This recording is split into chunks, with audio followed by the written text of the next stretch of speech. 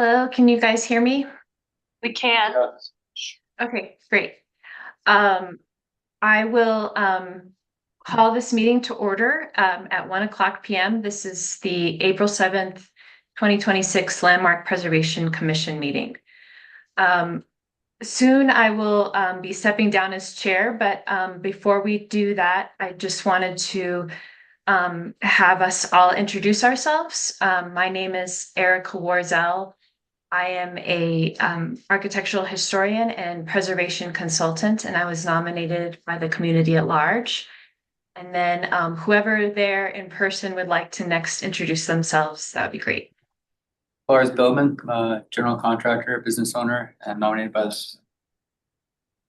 the Nick Fusianis, architect developer, nominated by the American Institute of Architects. I'm Bree Sayman, an interior designer and project manager, and I was nominated by the Denver Planning Board. Rusty Brown, architect, nominated by the AIA. Emily Hazen, preservation designer, nominated by city planning. And I'm Brittany Bryant. I'm Denver Landmark Preservation staff. Okay, great. So the next item on our agenda is just general comments from commissioners or staff. Or is there anyone who would like to make a comment at this time? Okay. So just some audio tips for those of you joining us virtually, like myself. If you're on a device, we strongly encourage you to download Zoom onto that device so that you can use the audio settings to create better sound quality for yourself, like adding background noise suppression and testing your speaker and microphone to adjust their volume output. If you will be presenting or making a public comment later on in our meeting, when it's your turn to speak, you can unmute yourself by clicking on the microphone icon at the bottom of your screen, and you can expand the menu next to the microphone to reveal additional options, such as selecting your speaker and microphone devices and testing their volume output. If you're still having audio challenges, we ask that you switch to phone for audio. So our first item is a business item, and this will be our annual elections for chair and vice chair. Can you read the process, Erica? Sure. So a business item in general is an item that requires a vote and action from the commissions. So I will announce the business item, then we'll hear from staff to introduce it.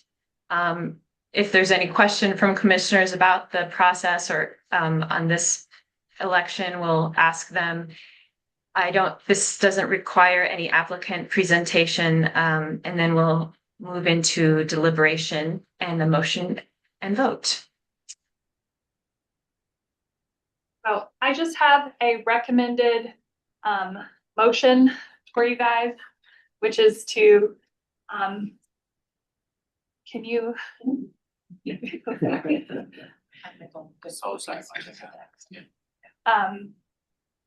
move to elect a person as chair and a person as vice chair of the Landmark Preservation Commission. The bylaws say we do this at the first meeting in April every year, so this will be a 1-year term.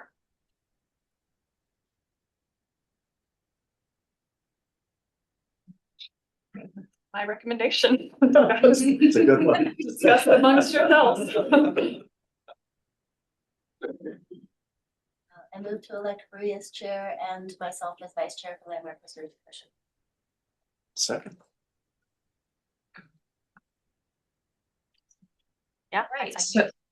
So Emily made the motion, and who seconded? I did, Rusty. Rusty. Okay, great. So all those in favor? Aye. Aye. Any opposed or abstaining? All right, the motion carries, and Bree is our new chair and Emily is our new vice chair. Thank you so much for both of you doing that work. So with that, I'm going to officially turn the meeting over to Bree. So moving into our public comment period, members of the public will have up to 2 minutes each for comments about historic preservation in general and items on the consent review agenda, design review agenda, business items, and discussion items. Further comments on these topics will not be taken later in the meeting. So just repeating that, if you have any comments you want to share regarding anything on our agenda, now is the time to do it, as we will not be taking them later in the meeting. So for public hearing agenda items, public comment will be taken immediately following each item within the public hearing section, which we don't have today. So for those of you joining us on Zoom, to speak, please click the hand raise button on Zoom, dial *9 on your keypad and raise your hand if joining by phone. And then if you have any trouble with that, we can also coordinate with you via email at landmark@denvergov.org with your name and phone number. So we will start with folks with us in the room. If anyone would like to step up to start the public comment period, you may do so. And then once we're through with the folks here with us in person, we will move to online participants. Okay. Anyone online, do you have a public comment you'd like to share? Okay, we have a good group, but a quiet one today. To the meeting record, which I don't have a slide for. So.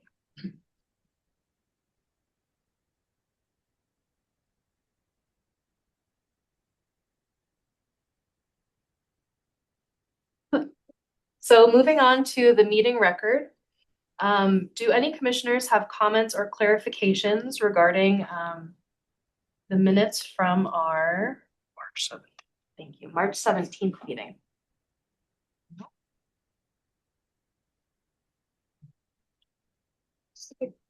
So if there are no objections, the meetings are approved. So moving on to consent agenda items. These are routine projects that Landmark staff has determined meet the design guidelines for Denver landmark structures and districts and are recommended for commission approval without discussion. These may include violations already completed, partially or in full, if a compliant solution is proposed. The commission may approve these items as a group. However, any commission member may request that an item be moved from the consent agenda to the regular design review agenda for further consideration. Are there any items that commissioners would like to move to the consent agenda? Or sorry, remove to the design review agenda. There we go. Are there any items that commissioners need to recuse themselves from in the consent agenda?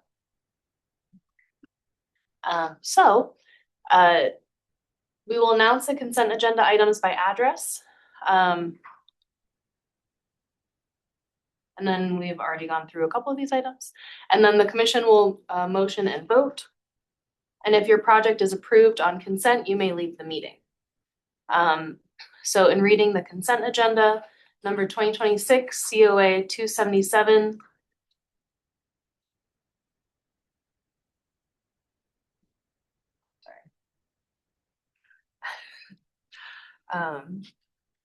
Yes, that's exactly what it is. Brittany.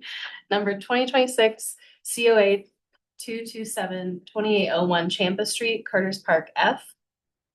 2026 COA 192 1265 North Mariposa Street, La Alma Lincoln Park Historic Cultural District. CSA 2025-004. Okay. Amend. 7581 East Academy Boulevard, Lowry Technical Training Center. 2026 COA 056 5573 North Ray Street Country Club.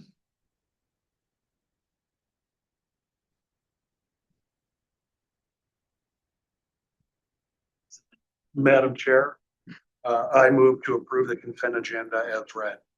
Thank you, Nick. Do we have a second? Second. Thank you, Emily. Thank you.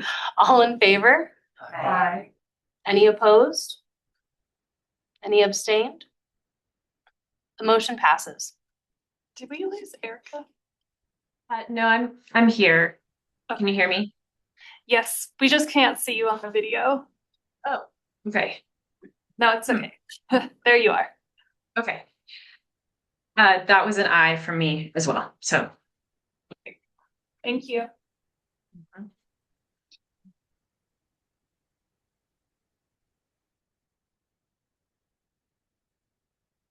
Okay.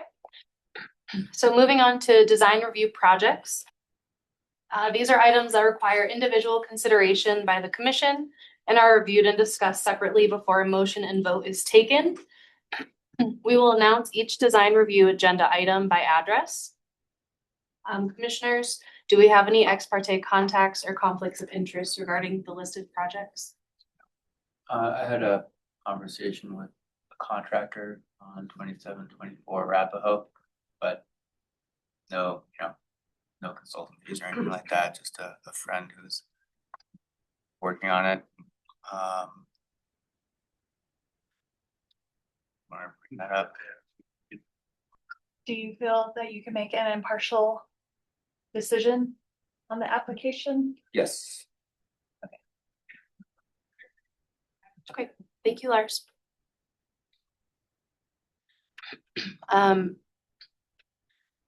So next, staff will introduce the application and their recommendation. Commissioners may question the staff, and then we'll have the applicant presentation, which will be limited to 10 minutes, and commissioners may question the applicant as well. We'll have time for any staff clarifications if necessary, which will be followed by commission deliberation, a motion, and a vote. So first we have up 2025 COA 482 101 West 14th Avenue Parkway Civic Center.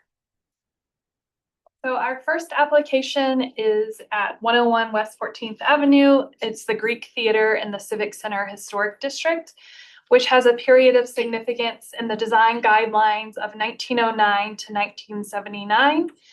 Here is a picture of the project under construction with the non-historic bowl, which was done in the 2012 and the non-historic paving removed.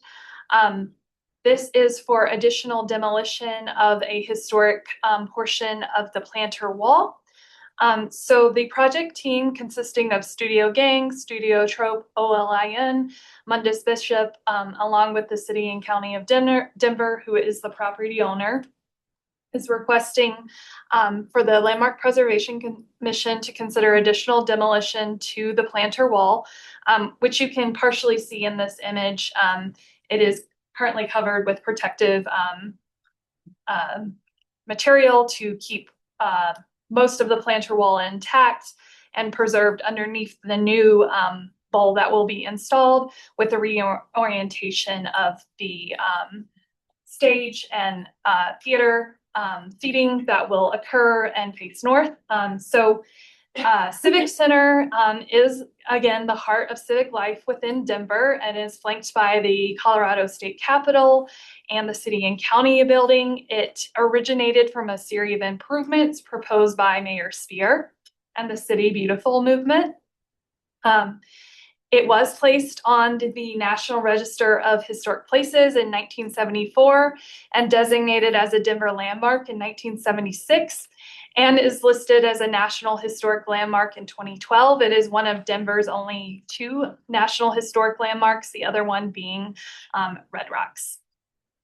So this project is part of a revitalization of Civic Center, which is really focusing on 4 key elements, which is Bannock Street, the Greek Theater, the Central Promenade space, and the Central Gathering space.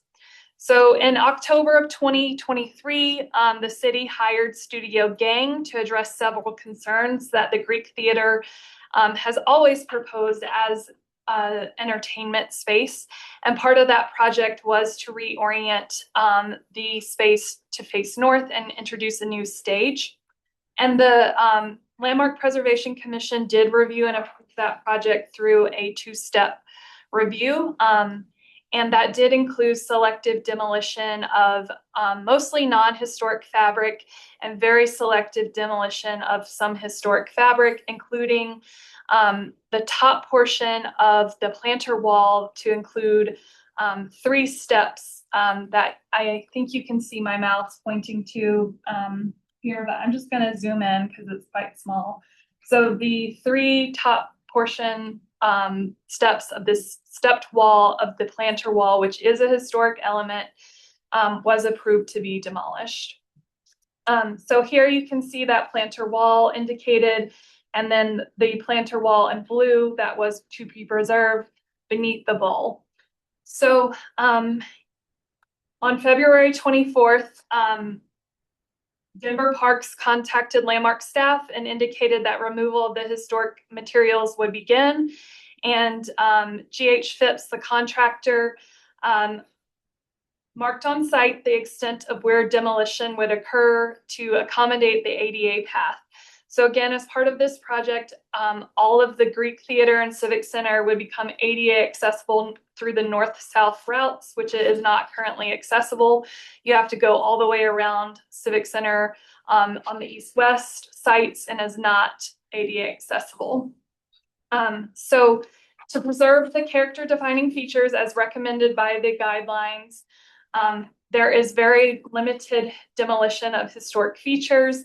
And this is one of the only few historic elements that is proposed for demolition, in addition to the historic steps here, which are proposed to be relaid as part of the project.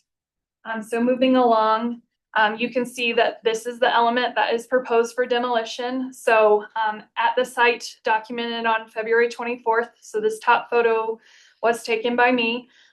Here is the portion of the steps that were demolished as approved by the Landmark Preservation Commission. You can see the granite that is removed as approved by the prior proposal.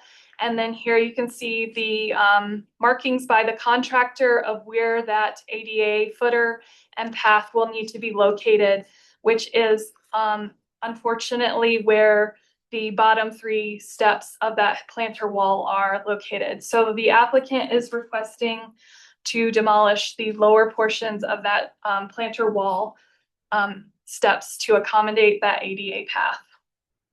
So staff are recommending approval of this as demolition is well below 40% of the historic fabric and is limited to very minimal historic fabric, and these granite pieces will be buried beneath the new ADA pathway and footer. And additionally, the guidelines encourage modifications that allow for the Greek Theater to maintain its semicircular form, which the commission has already reviewed and approved, and allow for modifications that provide universally accessible routes and ensuring the modifications are fully integrated into the design. So looking at what those modifications are again, here is that ADA pathway that is proposed. So here you're coming through the South Plaza, through the center of the Greek Theater, and then there's that ADA pathway that hugs against the Greek Theater. So here is that ADA pathway.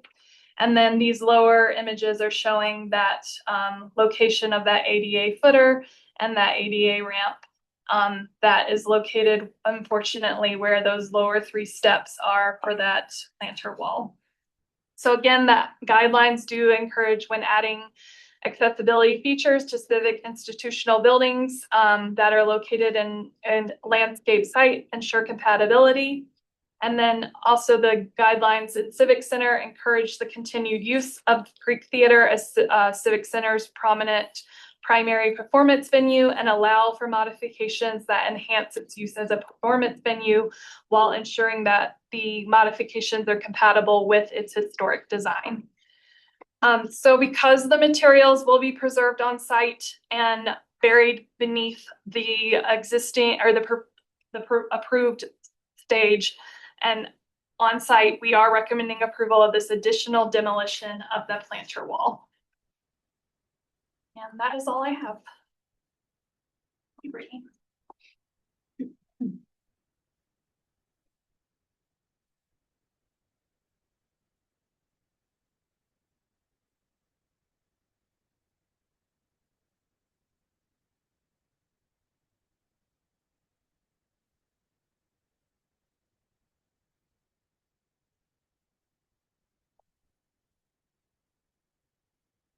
We'll get your time clock up there. And then you guys can start. Right, thanks.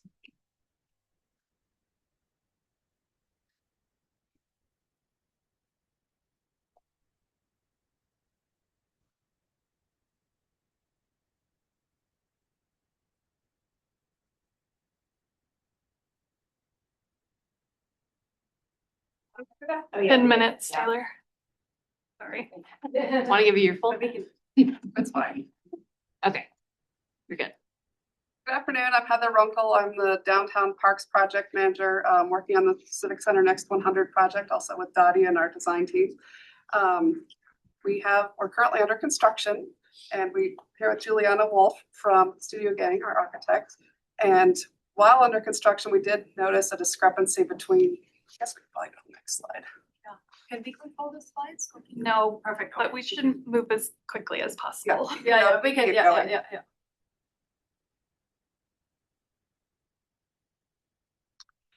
So during construction, we did notice a discrepancy between what was approved for historic material and the existing conditions on site. And of course, we reached out to Brittany, and Brittany lovely came out to site to talk to us about this challenge. And we've been back to the drawing boards to take a look to see what that would look like. And Juliana's got some information on those step wall areas. Yes, perfect. And that's okay. I'll get up and out of this large project, if you go to the presented to you last year, if you go to the next slide for whoever's in the room, it's these two areas specifically that are highlighted in yellow that we are talking about today. So it's symmetrical, so we're talking about both sides. If you go to the next slide. When we came to you last, as you presented earlier, we had thought that we could retain these lower steps, but when we started construction and looked at the site conditions, we realized that that is not possible. However, this curved portion of the planter wall we are keeping in place, and it's very well protected, and that remains the case. So this is not what we were talking about. So when we say planter wall, it's really those three steps of the planter wall we're referring to. So next. So what we are talking about, just to repeat that quickly one more time, is really to remove the granite of those three steps, again, on both sides, bury it in place, remove the concrete or demo the concrete that's behind it, that's the backup structure to the granite, but keep in place any kind of foundation or any other structure that's below that. Next slide. And the reason is it's a little bit slightly complex geometrically, but this is the new accessible ramp that we are adding in order to make the theater at the bowl accessible and the park accessible. And this planter corner that kind of sticks right into that area of the ramp. And initially, we had thought that the ramp would clear those steps, but it does not. And it just there's a portion of those steps that conflicts with the ramp. The curved planter wall is a little bit lower, and there's no conflict there. So it's really only those three steps that are in conflict with this wall, with that ramp, and the footing below it. So therefore, if you go to the next slide, we are requesting, as described, the removal of this granite, careful removal, bury in place, demolition of the structure behind that, and we would keep anything below it, this green concrete foundation wall that's below it. Next slide. And we just wanted to reiterate that it's a little bit unrelated to this specific portion of the area, but we just wanted to reiterate that we have worked hard to retain in place the curved portion of the planter wall. So the side wall of the ramp does have a notch in it. The foundation is wrapping around it. Next slide, you can see that a little bit better as well, so that that remains intact and not compromised. So it's really only those 3 steps where we weren't able to do it because they are a little bit higher than the planter wall, and it's just sticking into the ramp area. So in order to allow for the accessible path, we are seeking this additional removal of those 3 steps. So that's it. If you want to go back to slide 4, maybe just to give the overall in context of the overall project, the area we're talking about. Happy to answer questions. Thank you. Commissioners, sorry, do we have any questions for the applicant? So there were no changes at all to the plan. It's just that this was an oversight during. Yes, yes, there's a, yes.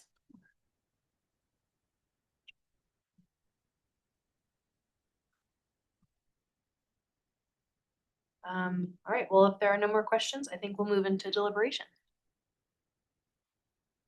All right, you guys are all set. Thank you. Thank you.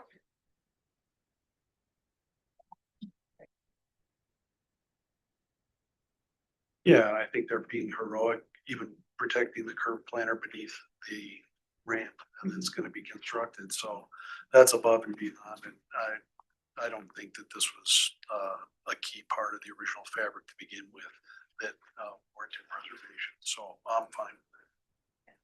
I disagree just that it's above and beyond given the status of the site, but I agree that it needs to happen. Well, yeah, it's a fine point, but I don't think it dates from the same time as the arcade does in the theater. Yeah, I don't think it would have changed our outcome of the initial review. But unfortunately. Erica, do you have anything to add? Oh, you're muted. You're muted, Erica. Sorry, There we trying to use my space bar, but it won't work. Okay.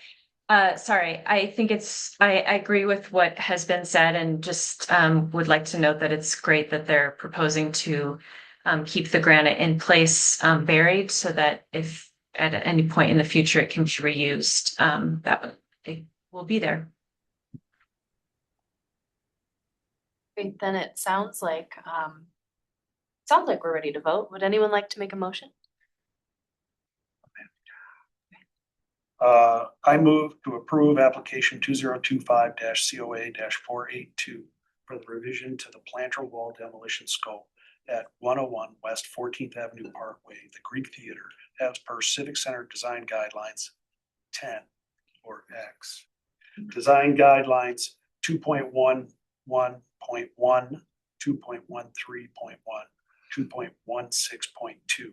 Presented testimony, submitted documentation, and information provided in the staff report. Thank you, Nick. Do we have a second? Second. All those in favor? Aye. Aye. Any opposed? Any abstained? The motion passes. Okay. So moving on to 330 North Franklin Street, Country Club.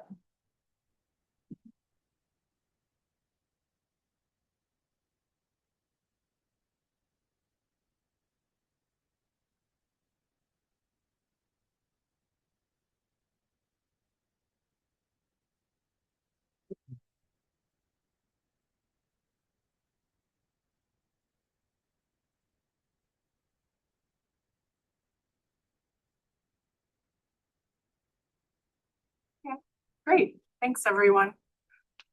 Okay, so this is for 330 North Franklin Street, which is located in the Country Club Historic District.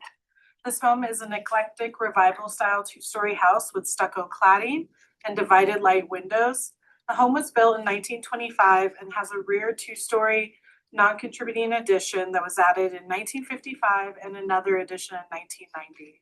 The applicants are proposing to demolish the rear non-contributing additions and the existing garage and add a new rear addition and connected garage. Next slide. So here on the left, you can see the existing and proposed lot coverage, as well as the new proposed overall layout of the rear addition and new garage. At the center are photos of the existing rear addition that is planned to be demolished. And at the right bottom is the proposed demolition plan. So the design guidelines in green have been met. So in the interest of time, I'm going to focus on the design guidelines in yellow here on the screen that the application does not cleanly meet. So B3 states to maintain the traditional lot coverage ratio of the neighborhood. The existing lot coverage for the site is at 26.4%, and the proposed new rear addition and connector to a new garage changes that lot coverage to 36.1%.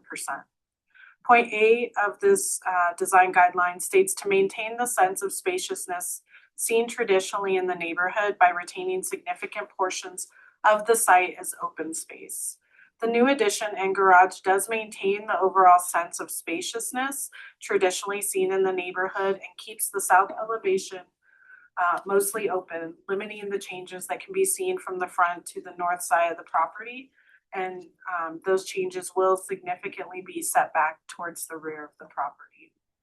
Point B also states that historically lot coverage ratios ranged from 18 to 30%, and a lot coverage of less than 30% is recommended, although zoning allows up to 50% lot coverage. Over 30% lot coverage disrupts the character of the district. So the new lot coverage does exceed that 30%, but Landmark staff does not believe it disrupts the character of the historic district, and it will not be highly visible from public vantage points. B4 states that garages and other secondary structures should remain subordinate to the primary structure. Point A states that locating a secondary structure in the rear of the property is preferred, and that this new garage will still be located at the rear of the property in the same location as the existing garage, though the driveway orientation will be changed to come directly off the alleyway rather than a curved drive into the property. And then point B of that same guideline states a detached structure is also preferred. Whether attached or detached, a garage should clearly be subordinate to the primary structure and set back from the primary facade of the house. The new garage is attached to the primary structure by a one-story connector, but is clearly subordinate to the primary structure and set back to the rear of the lot. Next slide. So here at the top, you can see the front elevation, and at the bottom, the rear elevation of the house. Design guidelines in green, again, have been met. Design guideline E2 states that to use a roofing material that's similar in appearance to those seen historically. The addition roof connected to the house will be asphalt and match the existing historic structure. Point B states that large panelized products such as standing seam metal should be avoided. So the new garage is proposed to have a standing seam metal roof, as you can see here at the bottom. However, it is located only on the secondary structure of the garage, which is largely directly behind the primary structure and will be a muted color, dark bronze. So staff did not feel too concerned about it. Thought it met the guideline. Next slide. And then here you can see the side elevations for the new garage and addition. At the bottom right, you can see the proposed materials for the new addition and garage, including that standing seam metal roofing on the garage, the new multi-light windows, and the brick for the addition. So the new addition will be subordinate to the existing structure. As you can see here, is fully located at the rear of the historic house, and it is lower in height than the existing structure. The new addition and garage will be clad again in that brick, which is different from the house, which is clad in stucco currently, and will have slightly different window light patterns, which will help differentiate it from the structure, the historic structure, while still making it compatible, meeting design guidelines 3.3.1 and 3.3.2. Next slide. Finally, here's some isometric views around the structure showing this new addition and garage. The new addition and garage are subordinate to the existing historic structure and are differentiated but compatible. Therefore, staff is recommending approval. You, Crystal. Does anyone have questions for staff? Okay, I think we're all set.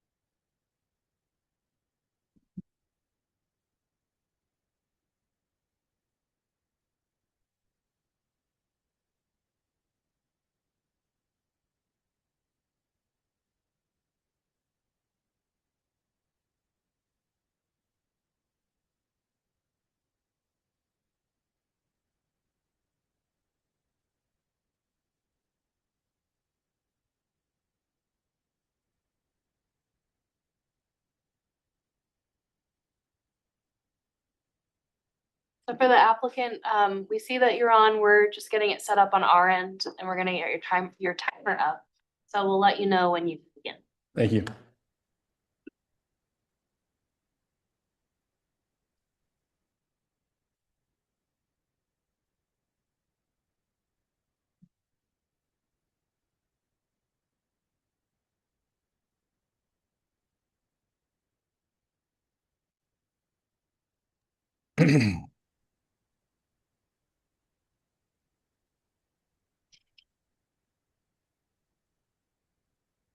Okay, you were all set. You are welcome to start. Hi, John Mattingly, 517 East Bayard, Denver, 80209. Thanks, Crystal, for the write-up and the time spent on this project thus far. We did have a couple different things we put in front of Crystal in the group, and ultimately it landed here, so I appreciate the back and forth. I think she covered things pretty clearly as far as it relates to subordination, use of materials, and all of that. I have since this application made an adjustment on the garage that I would like to see maybe an approval with contingency. With that being, I've changed those what look like the square topped gable faces on this garage. I've made those masonry. They're continuation of the brick, like a brick parapet wall. And then I have asphalt on the roof in between, so as not to have that strange sudden change of material on the garage. So it looks a little bit more like the original garage with that masonry parapet wall in the back. And then the asphalt is more common material as it relates to the roof as well. So I think that one adjustment would be worth doing. It would help this garage, even though it's not necessarily seen. I usually walk that alley and want to see it look as good as it can. So anyway, those are my comments. So I'm not sure what else to add other than looking forward to hearing what the group has to say. And thanks, Crystal. Oh, thank you. Do commissioners have any questions for that? Go ahead. Yes. Hi. I, for one, didn't understand the revision you're proposing for the garage.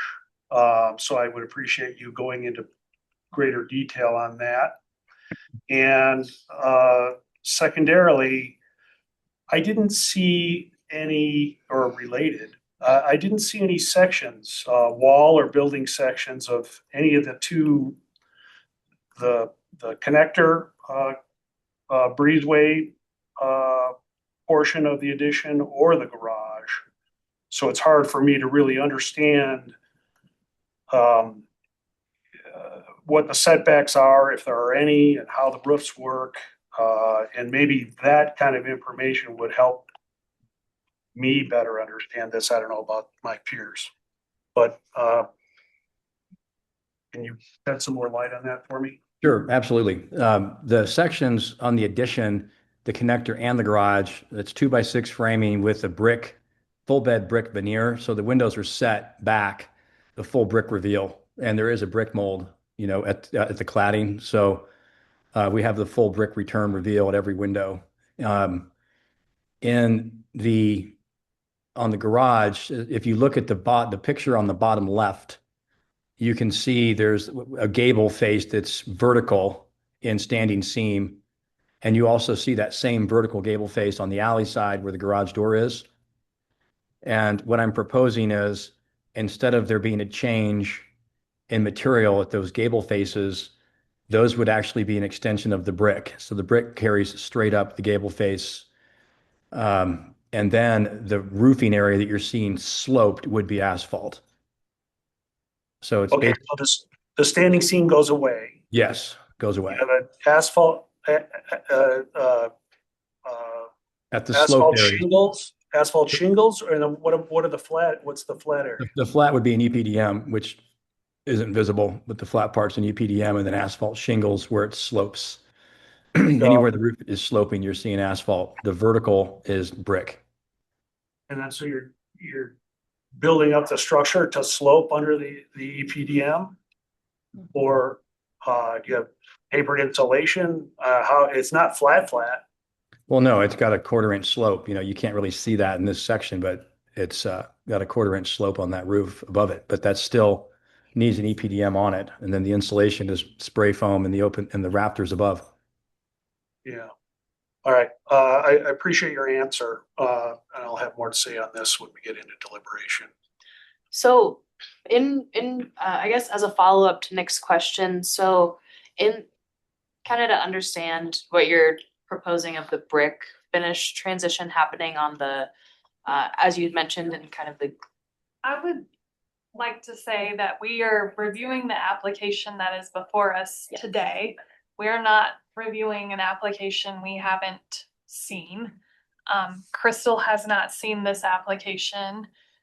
We have no idea what that looks like. So while I understand John would like you to consider this as a conditional approval, we have no idea what that looks like. So I would ask you review the application that is before us today. Because we as staff have no idea what that looks like, and we have no idea what we would even recommend on that. Thanks. So my new question is, I would like to understand a little bit, some of I think the design decisions that led you to the form of this roof, because it is very different, obviously, for the garage. So if you could provide just a little bit of information on how you guys landed to the form, on this form in particular for the roof of the garage. I'm trying to max out a storage area in the garage. And the previous garage that we're taking down has a similar parapet form on it. And so that's essentially where it came from. In this iteration, the idea was the metal itself is a lighter weight material as it presents itself. And so the massing of what would be a square parapet wall and masonry, the idea for the roof area and standing seam was that it's not as massive and it feels lighter weight, almost like an added second story or a story and a half on a garage. And it was designed so that we can get good storage up there, because the basement, we were coming up short on what the clients wanted for storage. Does that answer the question? Yep, thank you. Yeah. I think I must have missed it, but are we looking at the bottom right or the bottom left? Because the roofs are different, right? On the garage. Well, you have a cross gable on the bottom left because of the zoning, but you can't put a cross gable in the image on the bottom right. That's in the That's bolt the plan application. interrupts that. So The bottom right is what we're reviewing today. Okay. No, it's a T, not an X shaped. Oh, Yeah. got it. Yeah. Oh, it's here's the a roof plan. Yeah, Okay. the bolt plan Sorry. on the property line to the north prohibits us from putting that cross gable on both sides. And then the connector, am I looking at that wrong too, or is it sloped in a different direction? It's a pitched roof. The connector is entirely pitched, and then there's a small parapet wall where the basement stairs. Got it. Okay, I thought it looked flat. Okay, I got it. Thank you. Okay, any other questions? Yeah, I do, but can you go back to the previous slide? So, I can't tell if I'm looking at a valley or a ridge there at the corner of the garage. Looks like a valley to my eye. Where your cursor is, that is a valley, yes. It doesn't. I don't understand how that meets the roof, the flat plane of the roof at the parapet. Well, I- do you see the scupper? I do. So collector, there's a flat square area where those Yeah. two. Exactly. I just don't see that in the roof plan. No. It's not drawn the way, I don't, and to my eye, it's not drawn consistently with this axon. You want to see that different? Yeah, no, you're absolutely right.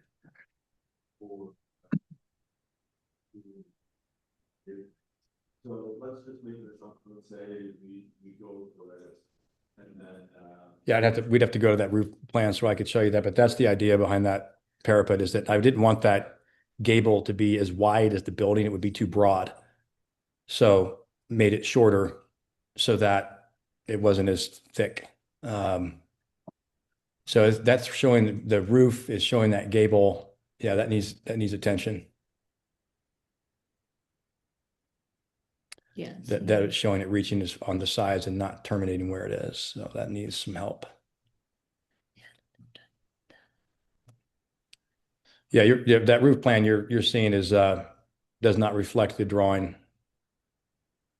Okay, thanks. Okay, any further questions? sure, let's move on. Let me find out. All right, thank you, John. You bet. Thank you.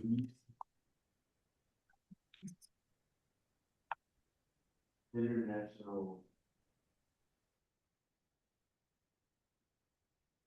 So before we move into deliberation, clarifications for staff, I think one that I have is, as Brittany had mentioned, we're reviewing the application that was presented to us.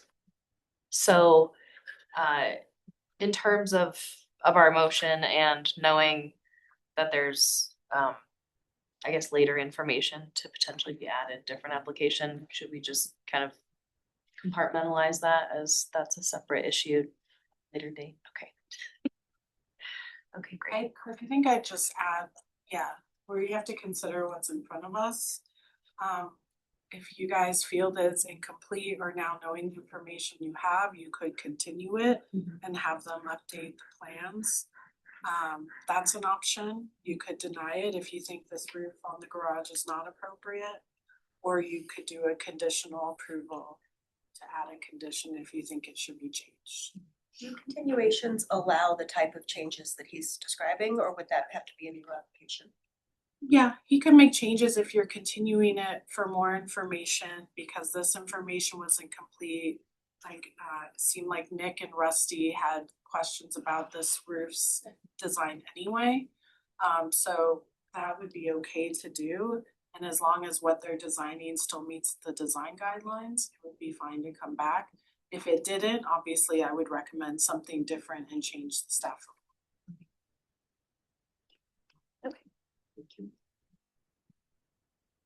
Okay, so thoughts? Given that, I think a continuation, so they don't have to restart the application timeline, presumably, given that they're already requesting additional changes. So we can consider it full and complete. Yeah, I agree with that, and I think that the application is missing building sections that would be revealing, that need to be added.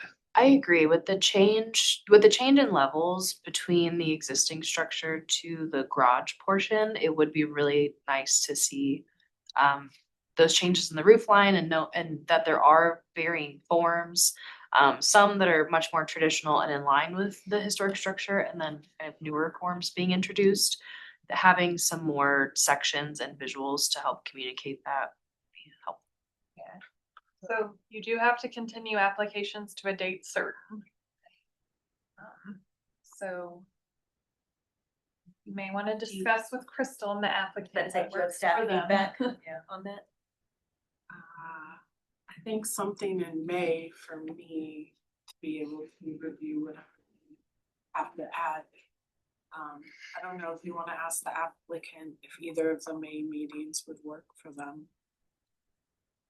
The 5th or 9th, 19th or 19th.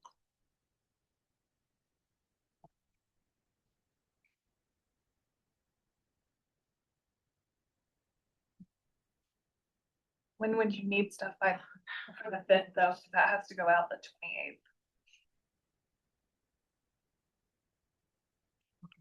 Which is in 3 weeks.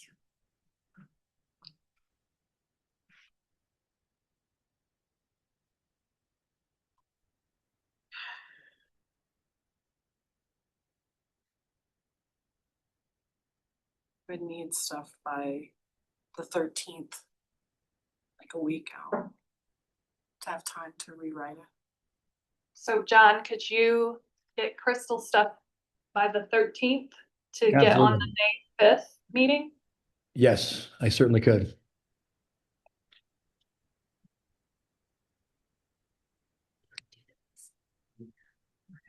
We've already done. So we've And talked, I can include sections as well, but per your comments in that submittal. that would be great.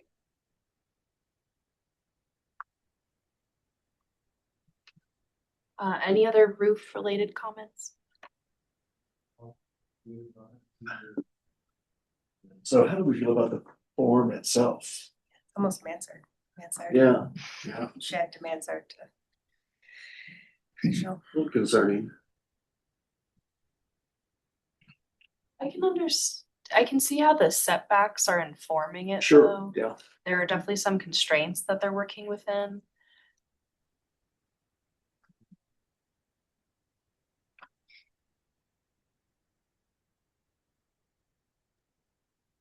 So, sorry, are we talked about continuing, do we still talk about the application or are we waiting to discuss it when we continue it? Yeah, I think if you're continuing it, you should just continue it and discuss it later. Okay. But also let them know what you want added. Yeah. Like I would say they should also add some existing garage photos. I realize now that's not in there, Yeah. just to inform you better. And if there might be anything similar form in the current, I would, given how atypical it is. Is there any limitation on the commissioners who review the next version if it's continuation or is it open to the whole commission? It's open to the Okay. commission. Do you want me to go ahead and make that motion? I'm ready if you are. Okay. But as long as you feel you've given the applicant enough direction on additional information you want to see in the packet. So sections, additional garage photographs.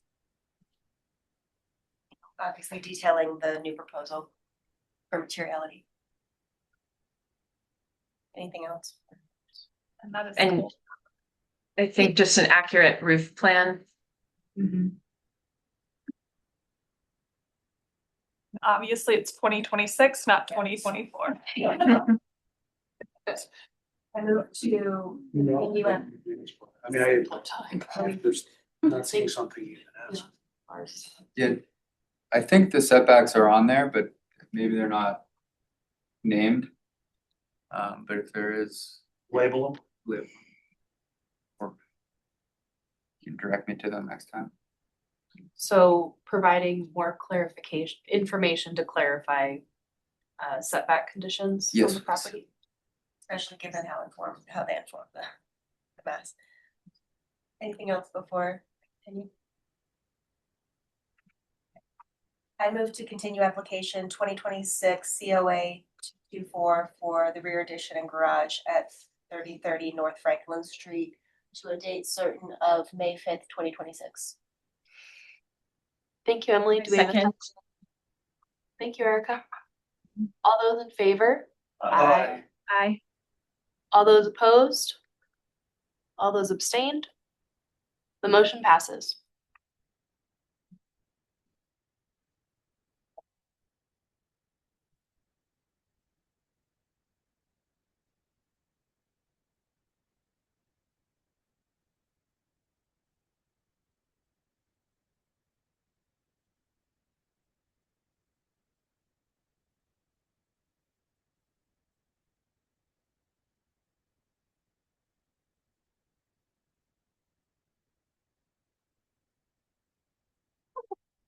Next project, is 801 to 817 29th Street, which is a single zone lot with two structures on it. A single family home at 817 29th Street, located adjacent to an alley, which you can see here, and a duplex structure at 801 to 803 29th Street, which is kind of behind this tree in this image. So 817 29th Street was constructed in 1887, is a contributing structure to the Curtis Park G Historic District. The property owner is requesting to add a new single lane curb cut off of 29th Street for the single family home and new fencing to the entire property. The applicant has spoken with the Department of Transportation Infrastructure as well as zoning, and Dottie has determined that alley access is unsafe, and they are supportive of adding a new curb cut from 29th Street for this particular property. As the applicant has mentioned in their application, there was an area between the two structures on this zone lot that was used as a curb cut in the past, but it was not a legal curb cut and was never permitted or reviewed or approved. The applicant did explore the historic district surrounding the property and has documented existing curb cuts in the area as seen in the application, though I did not include those images in this presentation. Many of these curb cuts are single lane wide, though a few double wide curb cuts do exist. Next slide. So here at the top is the new proposed fencing and single lane curb cut for 817 29th Street. At the right, you can see the proposed fence elevation, as well as the existing site plan for the site at the bottom. So design guideline 5.2.2 states to plan new site features to respect the character defining features of the historic district or individual landmark. Point D states to avoid introducing new readily visible site features, such as curb cuts, which were not historically present on the property or prevalent in the historic district. Landmark staff encouraged a single wide curb cut rather than a double wide curb cut, as typically these are found more historically within the district. Additionally, a single lane curb cut is smaller and will impact the right of way and sidewalk areas less than a double wide curb cut.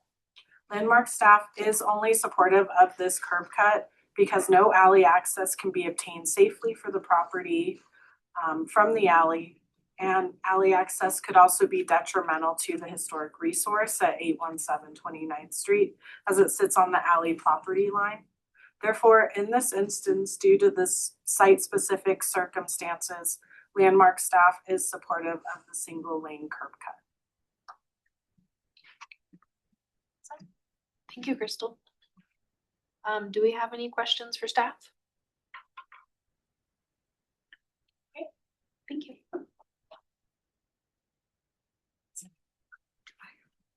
Up next, we'll have the applicant.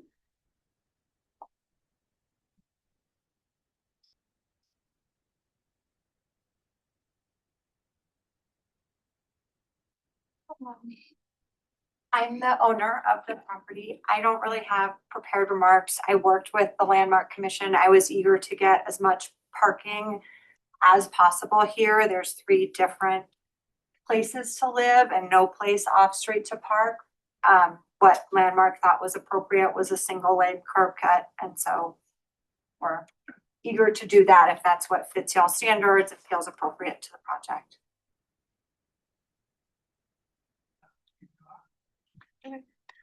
Any questions for the applicant?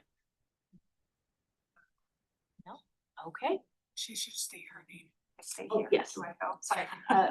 Could you, an address? Could you state your name and address?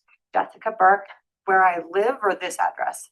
Where you live? 3194 South Milwaukee.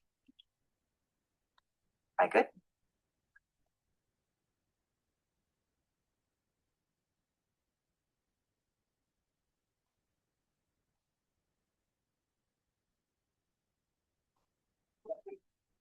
So deliberation, do we have any thoughts?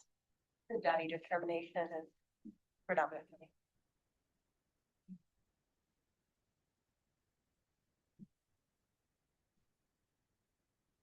Deadline.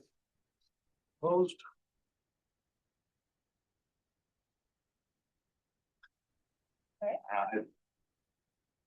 I know those alleys pretty well, and the alleys as they are, I don't know, it's hard for parents to track kids on bikes. It's a block away from the school. If there's just anything else, because I'm sure whoever's parking there eventually will be in a rush. Yeah, I mean, the sight lines are there, so I think people will. I don't know if there's anything else we can do to make it a little safer for the kids getting out of school across the street, but I guess I'd be in favor. I think it's provable. Yeah, I think, in terms of the guidelines, it meets the guidelines, but to your point of safety, the fencing seems like it will help with a lot of that. How tall can we ask? It's 6 foot. 6 foot, Crystal says. And then it swings open to let cars in and out. They swing inside. It slides. I think so, yeah. I think we weren't allowed to have them come, the sightlines was a big part of the application.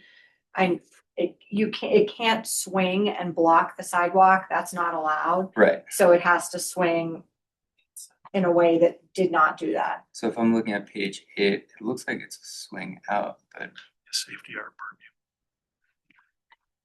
purview. okay. So I guess if they drew it in a way.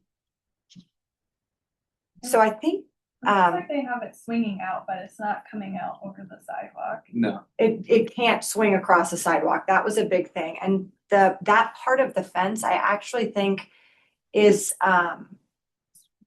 recessed. It's not a straight line across that I think on the duplex side of the building, the fence is a little bit more proud. So maybe that is what happened. That is the new fence. I'm sorry. It got pulled back maybe so that it can open and not block the sidewalk. I know blocking the sidewalk was a big, and that swings open and doesn't block the sidewalk. Yeah. And it seems that the other is the one where it swings in.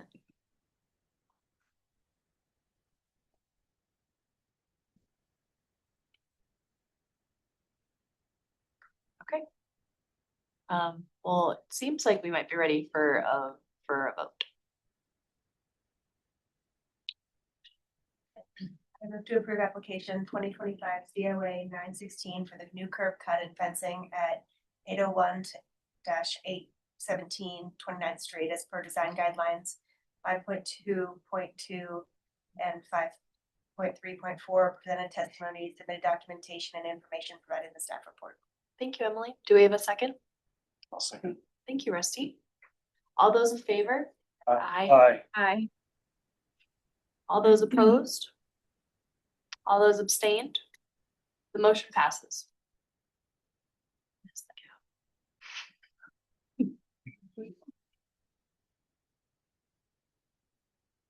Okay, next up is 2724 Arapahoe Street, Curtis Park F. Our next application is for a rear 2-story addition at 2724 Arapahoe Street in the Curtis Park F Historic District, which has a pretty tight period of significance of 1870 to 1902. And this is a contributing structure which was built in 1884. Here you can see the front of the home. And you can see on the Curtis Park Historic District map that this home is at the kind of edge of the district boundary. So here is the proposed demolition plan and the 1905 Sanborn map that 1904 Sanborn map that I did pull from the Library of Congress, as I did want a colored image of the Sanborn map, as I thought it was a little more illustrative than the normal Sanborn maps that we use, which are in black and white. So this home has had several additions over time, but several of the rear elements of the home are historic and several pieces are non-historic. So portions of the home at the rear are proposed to be demolished.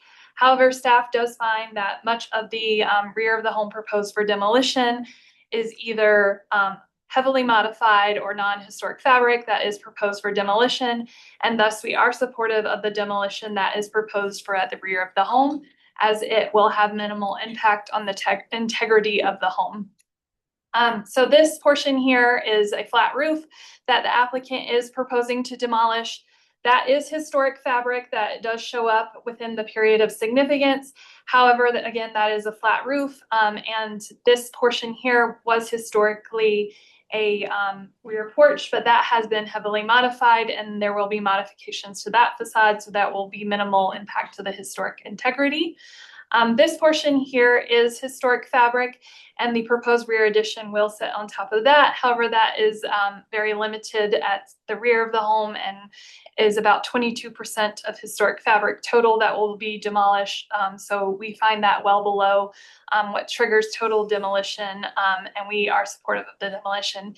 This portion here is non-historic fabric, so again, we don't feel that this will impact the integrity of the home.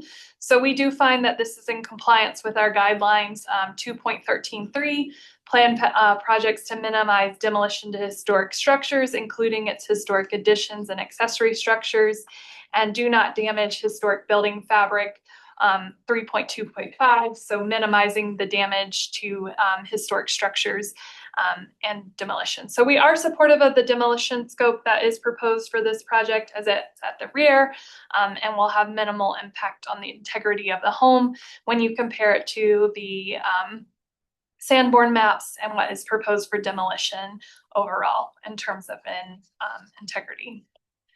So moving on to the alterations that are actually proposed to the historic home beyond demolition. At this time, the applicants are focusing primarily on the rear addition. There are very minimal changes to the historic home. The applicants and homeowners just did recently buy this home, so they are not yet ready to take on a full renovation of this home, but do plan to do so in the future.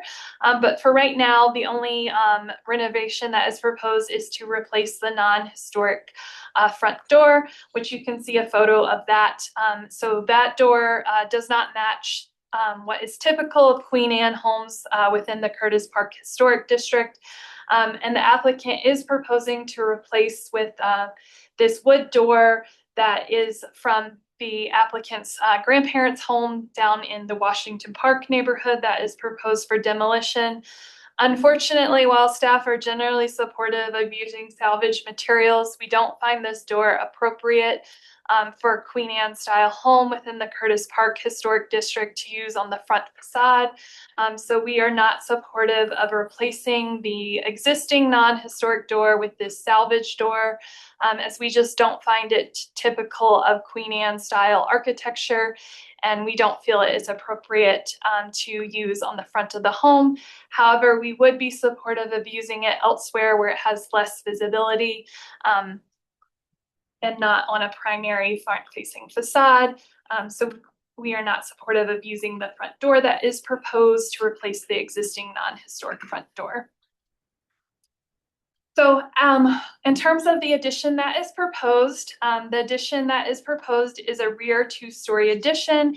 It is located at the rear, but staff are concerned that it is not subordinate to the primary structure, which is a 1.5 story gable and wing Queen Anne style structure. So it does retain the open space patterns. Generally speaking, it does stick out a little bit to the north side, about 3 feet.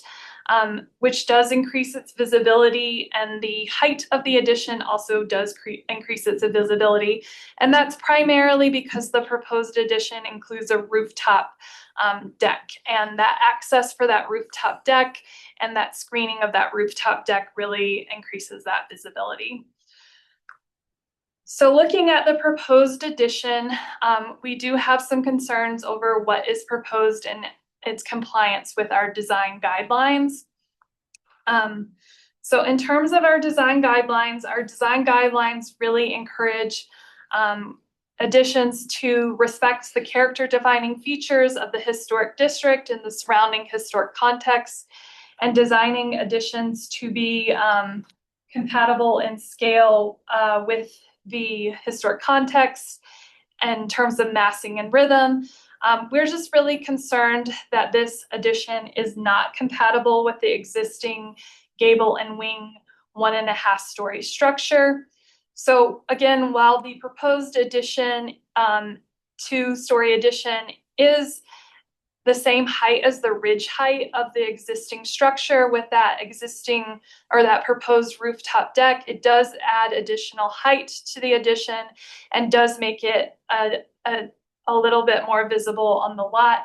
We do feel that if the addition was a little bit longer and narrower, that could help reduce the visibility, and that may be more appropriate. Additionally, there is a proposed connector addition that will sit on top of that existing historic, what we're calling the dining room space, which is what it is used for now. And while that space is not visible, it does, not comply with our guidelines, which encourages a low scale connecting element. So we are concerned about that connecting element as well. So we do have some concerns about that. And then finally, while most of the addition is a flat roof addition, and we do feel that a flat roof addition could work for most of the 2-story addition, the proposed rooftop access does have a sloped roof that does increase the visibility, and that is not contextual to the primary structure, and we are very concerned about that adding additional visibility to this addition. The applicant did place that at the back of the proposed addition to help minimize the visibility of that, but again, there is a wide side yard between this and the adjacent property, so that does make it more visible, and again, that portion of this addition is taller than the primary structure, so it does have increased visibility due to that element.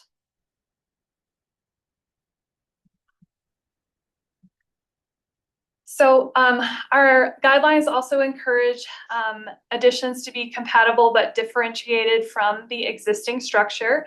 So this is definitely differentiated from the existing structure, but it does encourage subtle material changes and subtle differentiation and changes in wall plane and a simplified interpretation of the original architectural style. So we are concerned that this is too stark of a contrast with the existing structure. Again, these are eye-level isometrics and how you would see the addition from eye level.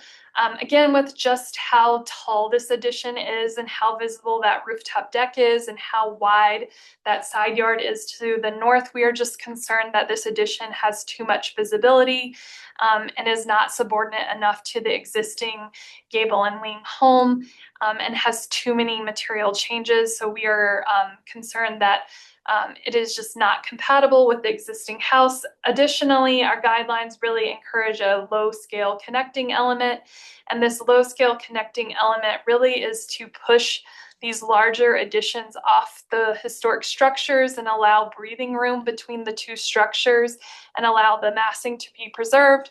Again, you cannot see that 2nd-story connecting element that the applicant is proposing.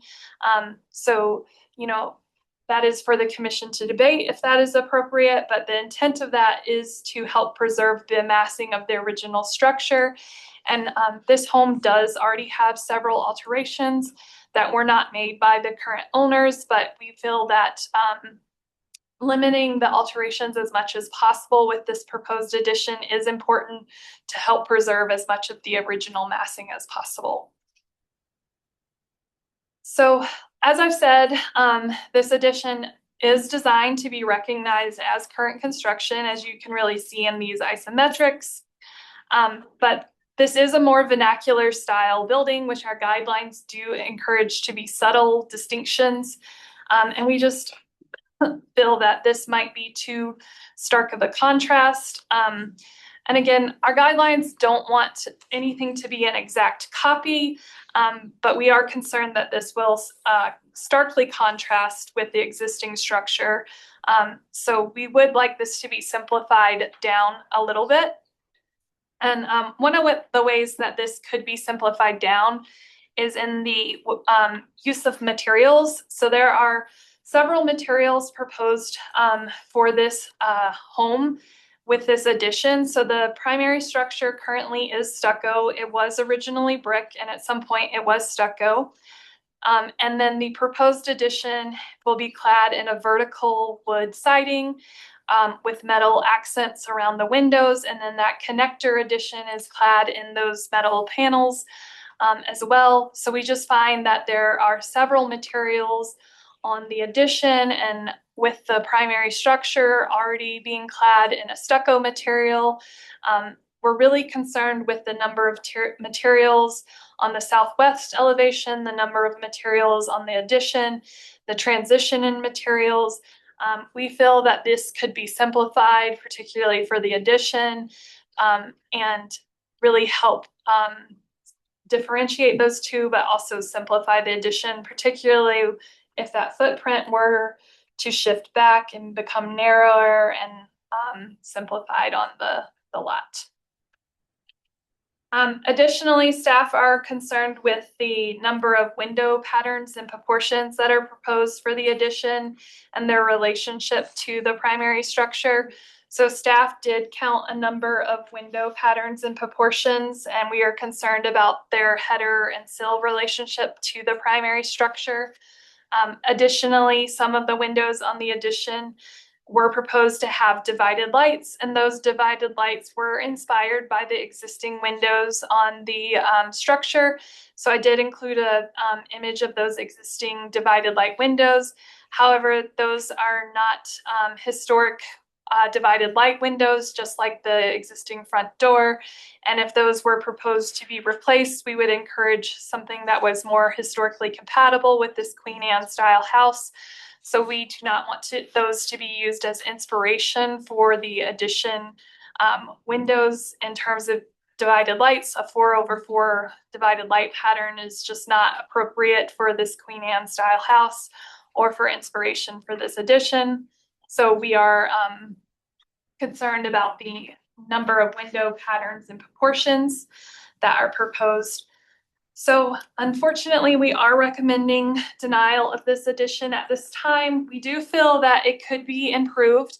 And I did send out an updated letter to the commission that the applicant included these addresses of these 3 additions within the Curtis Park Historic District. And I did want to show them to the commission because these are additions that particularly 2 of them were recently approved by the commission. And I just wanted the commission to get a sense of what these additions the applicants were referencing. So we have 2815 Champa Street. This is a modern addition that was actually approved in the addition was constructed before the Curtis Park Historic District was designated. And then in 2018, we approved a 2-story addition on the existing addition under the current guidelines. And then 2557 Stout Street was a rear 1-story addition ADU and pop-top addition, glass conservatory pop-top addition. And then 2834 Champa Street is a rear 2-story addition in the Curtis Park F Historic District. So I worked on 2 of these projects. Crystal worked on 2834 Champa Street. So of course, we would like you to focus on the addition under review today, but if you do have questions about these, I can answer the questions on my 2 I reviewed, and Crystal can answer questions on the one she reviewed. So again, we are recommending denial on today's addition under review at Arapahoe Street. Thank you, Brittany. Commissioners, do you have any questions for staff? My one question, so knowing that we try to review each application on a per project basis, not refer to things as precedent. but having the visuals that the applicant had provided for past projects, out of curiosity, did Landmark, were those approved, you know, on the first iteration, or were those things that Landmark, you know, worked, the commission reviewed them multiple times, like it was a progressive process? So 2815 Champa Street was approved on the first time. It is, you know, subordinate in height to the primary structure. It's not visible in any way. 2557 and Stout and 2834 Champa, neither of those were approved the first two times they came to the commission. Good comment. Central debate about Stout Street.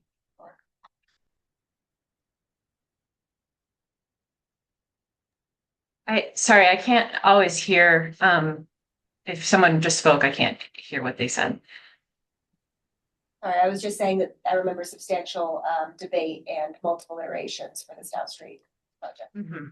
Yeah.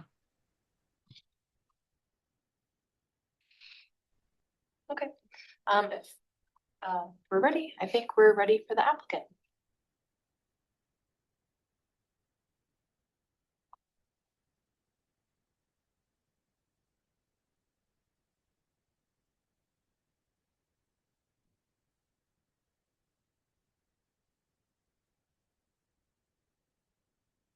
So we'll get your timer up and running, and when that's up, if you guys could provide your name and address, and I think we're good to go.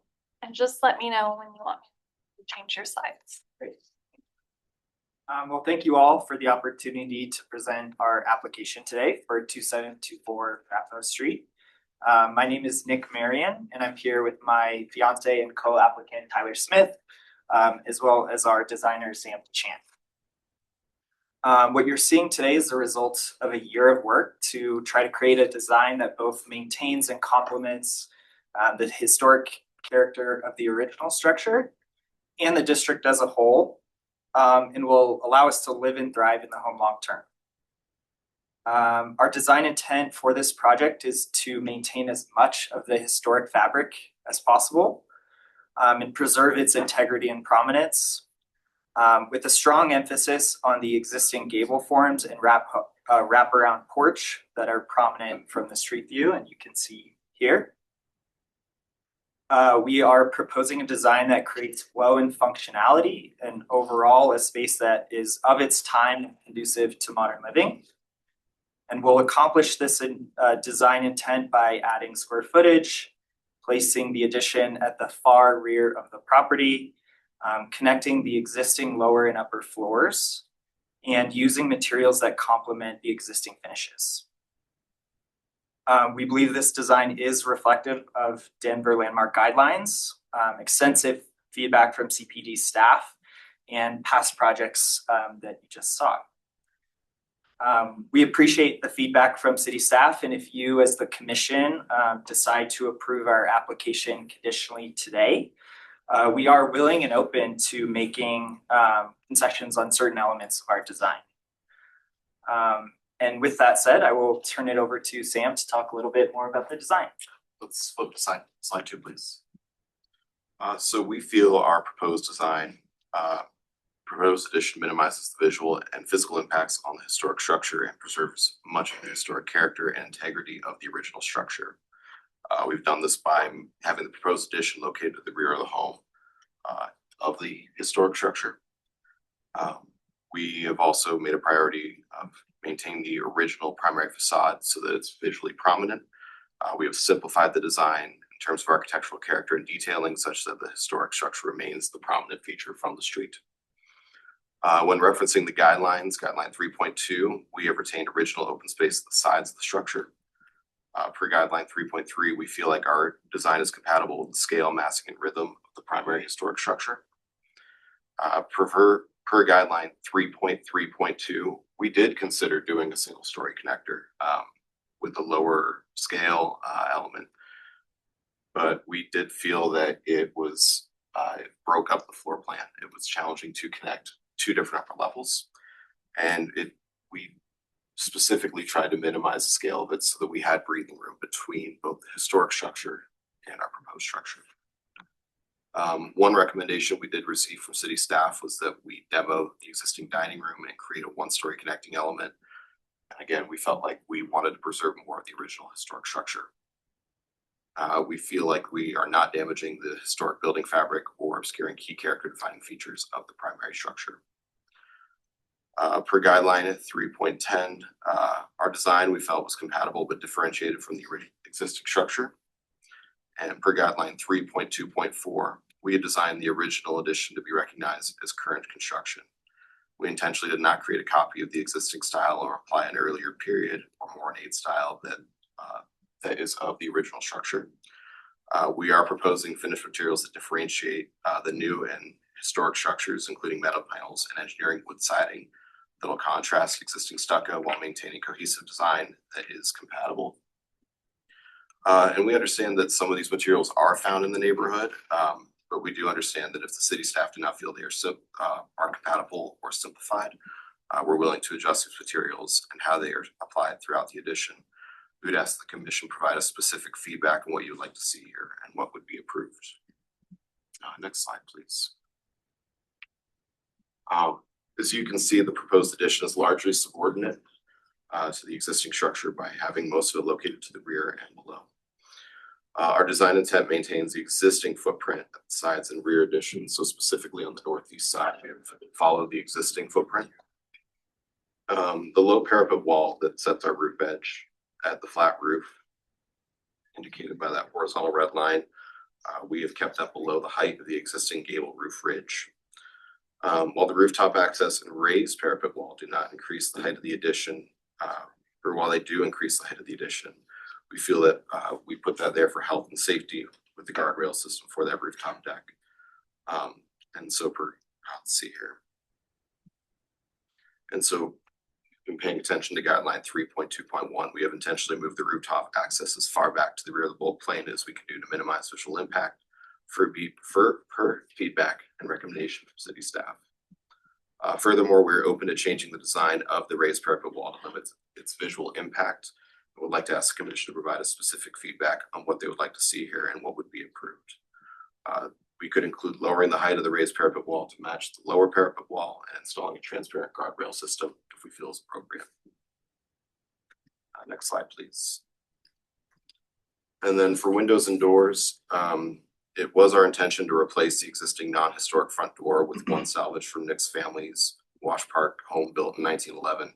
We do understand the city staff do not feel it is appropriate for this style of home, and we are open to using it on the rear facade where it would have no visual prominence from the street. We would appreciate confirmation from the commission that this is in fact the direction you would like us to go.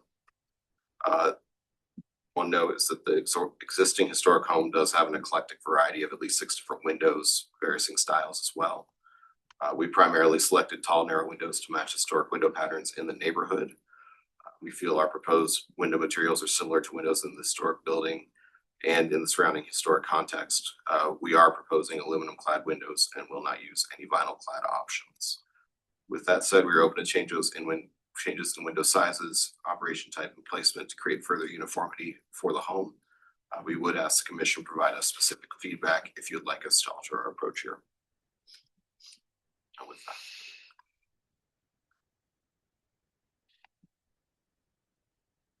Thank you. Does the commission have any questions for that? So you asked for a lot of input from the commission and direction from the commission. Did you not receive that kind of input from staff? We were receiving input from staff, and I think we got to a place where we were interpreting the guidelines differently. So we wanted to see where that connection was, how you may view it in relation to the guidelines. Yeah, I would say I think a lot of the feedback was yes or no, but not prescriptive. So it didn't necessarily take us in a right direction. It was just sort of feedback on if it was hitting the mark or not. Okay, thank you. One question I had was, you had mentioned the parapet and the height of it. In terms of cladding or materiality for the parapet, knowing that scale was something that had come up in Landmark staff's comments, had you considered different materiality, something that might be more transparent or less opaque to kind of help with that visual scale? We are considering it now. I think earlier iterations we had, some of it was continuity of the low parapet wall with the high parapet wall. Homeowners have a preference for a really robust guardrail system up there. They pushed to make it as tall as comfortable. But again, I think at this point we are comfortable making it more transparent to ease any concerns there. Off the back there, the in the alley, does that column that supports the overhang, does that sit in the setback? No, that is in the rear bulk plane, and we would be seeking a variance with zoning to get that roof in there. Right now, just playing with floor heights, we're at a pretty low ceiling height in there, so. So it's just the top that's in the bulk plane, but the column doesn't come down? Correct. It's that transition from the front 65 to the rear 35. Are there any other variances that you're pursuing? Not in new construction. There's some historic and existing conditions that we would seek variance on.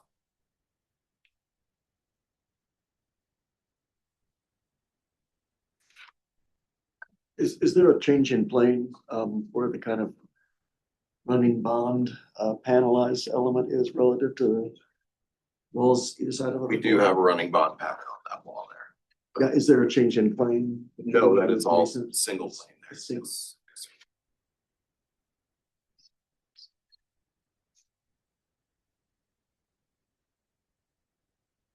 There's no lock, you're under the lock coverage? We are under the lock coverage, yes.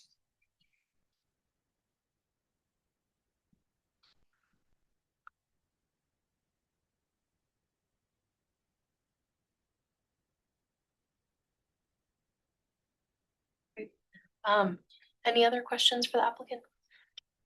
No? Great, thank you very much.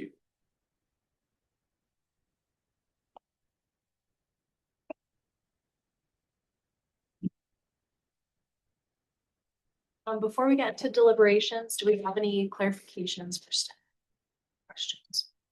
So I did ask the applicant to do a zoning only review. Of course, we can make administrative adjustments for many of these things. We're not recommending that at this time, as we are also not recommending approval of the addition.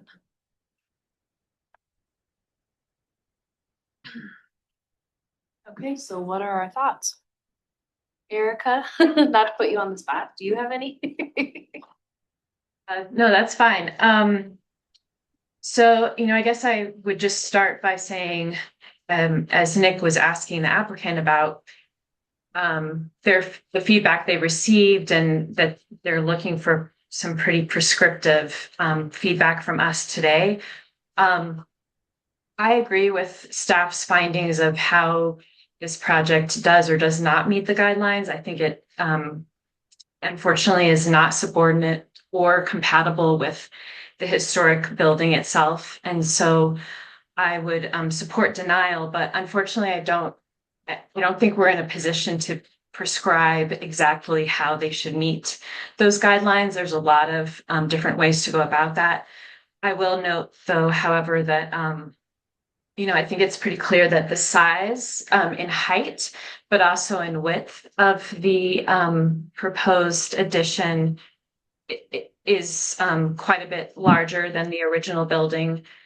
We also have a lot of different changes in roof plane with the roof deck access and all of that. And then the materials themselves just shifting so much, in addition to the very kind of wide array of window types that, again, there might be a wide range on the existing building because of non-historic changes to it. So I think staff had a good point of not looking necessarily to the existing windows as inspiration for how windows should be on the new portion of the building. So I just wanted to make those general comments, but I'm in support of the staff findings and would support a denial at this time in the hopes that they come back with a an improved application.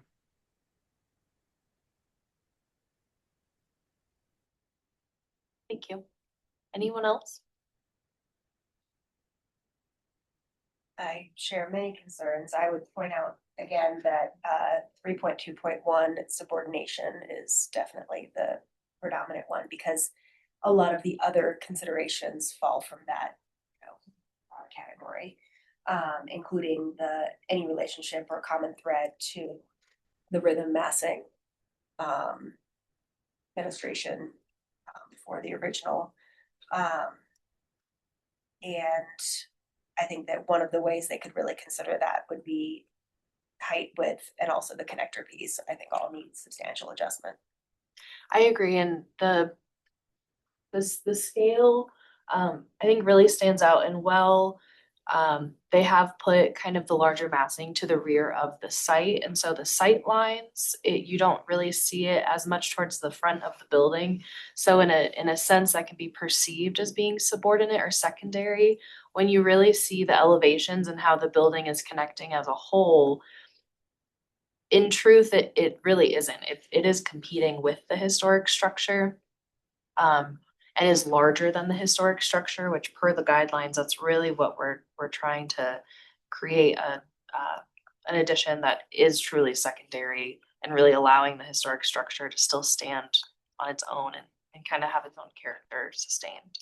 So I agree. The proposed addition, I think, really does compete with it, but there are definitely some adjustments that can be made to, I think, get it in compliance. I think that the boxiness of the addition in conjunction with just the heavy opacity of the materials creates kind of a looming characteristic, which is exactly what the guidelines are trying to avoid. Yeah, I would add to that, just simply put, that the historic house becomes a front door for this other house that overwhelms it behind it. And so the applicant needs to overcome that perception that I have just looking at it from the street. And then I would also suggest it would be a good exercise for the applicant to do the three-dimensional views or the perspectives from the alley side as well, because it will serve as information that will help guide you to that answer that is more in keeping with the guidelines. Because I noticed it was absent from this application. I can read the elevations and I can piece it together in my head, but that 3D view as a designer is something that might benefit you. And I think another item that was touched on is the windows. So while the aluminum clad is within the guidelines and allowed by the guidelines, which is great, when we talk about the patterning, that's more of where the openings are and how they are responding to the existing openings in the structure. And so I think it would behoove the applicant to just go back, and as Erica had mentioned, this house is a little tricky because there have been additions and there are openings that are that have been added over time. But finding a cadence that speaks to some of those historic openings will really help with bringing those windows into compliance. Just as a friendly note, recommend looking at some data lines and just some across the property, just to see your sill placements. And then also when you're drawing from the historic house, look to the windows that are historic to the actual property versus replacements. That was a lot of feedback. Yeah, that's the feedback. It's a new record. I know, we don't usually. So, is there any other comments?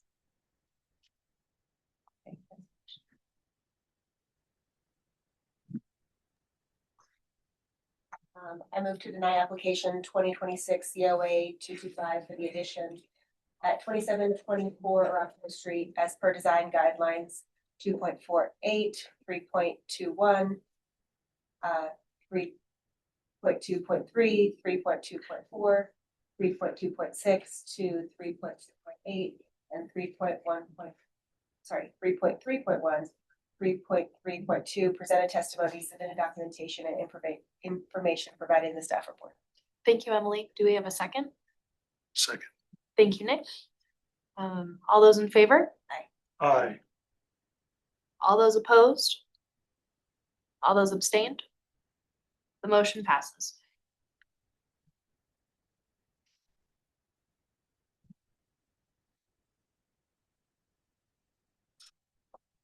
Okay, so moving on to 3034 North Mead Street, Wolf Place.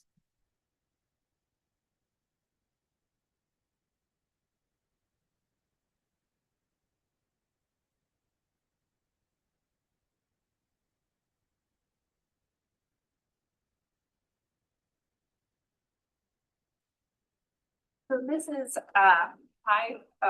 this is 3034 North Mead Street. This is a contributing building, in the Wolf Place Historic District. And it's a Queen Anne style alley house constructed in 1895. The alley house is currently listed on the neglected and derelict properties list. The applicant is requesting, a new structure to be constructed in front of the alley house. And that's what we'll be reviewing today. Next slide. So again, the applicant is proposing to restore and convert that alley house into a secondary use and to construct a new tandem house structure in front of the alley house. While Landmark doesn't usually review building use, the zoning code does not allow the addition of a secondary structure on the lot without first having a primary structure in its place. On December 16th, 2025, the commission approved the remedial plan addition and conversion of the existing alley house into a secondary use, with the condition that the primary structure be approved before they can move forward with permitting. And then on the same date, the commission reviewed phase 1 mass forming context for that new primary structure on the lot. The current application before you is for phase 2 design details of the new tandem house structure. Next slide. So the primary structure will have a footprint of 62 feet by 18 feet, 10 inches, and an overall height of 29 feet, 6 inches, which is consistent with the range of building footprints, heights found within the district context and immediate block context. The structure will be set back 20 feet, 6 inches from the street, aligning with the surrounding setback patterns in this district and on the block. Next slide. The building features a simple nested gable form with tall, narrow proportions. Although the proposed use is a duplex, the overall massing and form resemble a single-family residential structure and is drawing inspiration from the Queen Anne style structures found within the historic district context. The one-story gable roof garage that's incorrect. So next slide.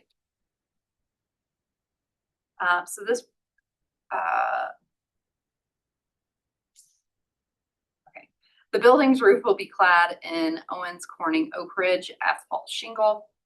And the front of the building will be clad in Summit brick in the color Alaskan. The gable ends will be clad in vertical standing seam metal.